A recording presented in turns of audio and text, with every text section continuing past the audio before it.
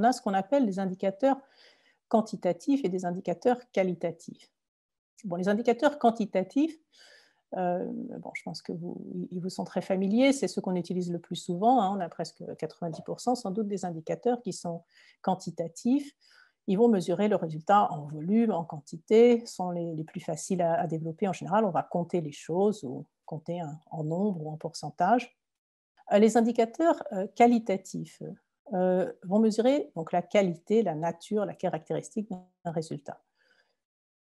Notamment, ça va donc inclure des opinions, des perceptions, des étapes de mise en place d'un système.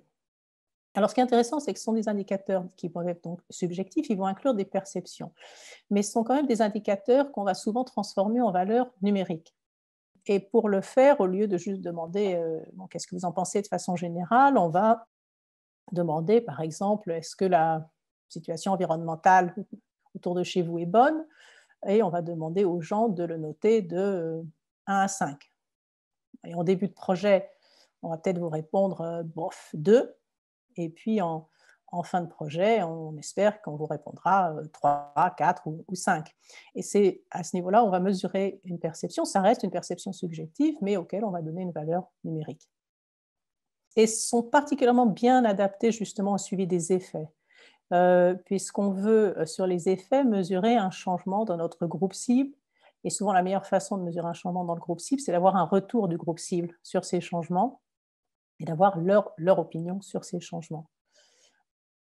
Après, ce sont des indicateurs qui sont aussi intéressants pour mesurer parfois les produits. Surtout dans le cas où on va délivrer un produit, par exemple un site internet, une stratégie de communication. Parce qu'on aura, si on utilise des indicateurs quantitatifs, on va se retrouver avec 0 et puis 1. Bon, on a 0 et puis jusqu'à ce qu'on ait 1 et puis c'est fini. Bon, ce n'est pas très intéressant en fait pour nous permettre de suivre le progrès. Alors qu'on peut mettre l'état de développement de ce site ou de cette stratégie, par exemple.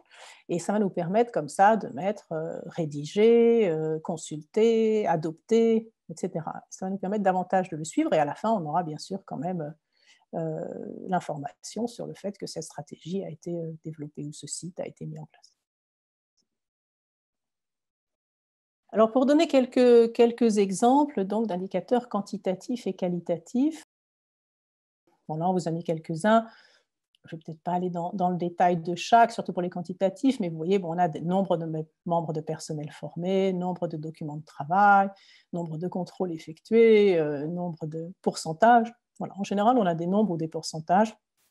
Je pense que voilà, vous êtes assez familier. Mais ce qui est important, donc, comme je viens de le dire, c'est d'essayer de réfléchir parfois si des indicateurs qualitatifs ne seraient pas plus intéressants, et aussi de toujours envisager s'il serait possible de faire un mix.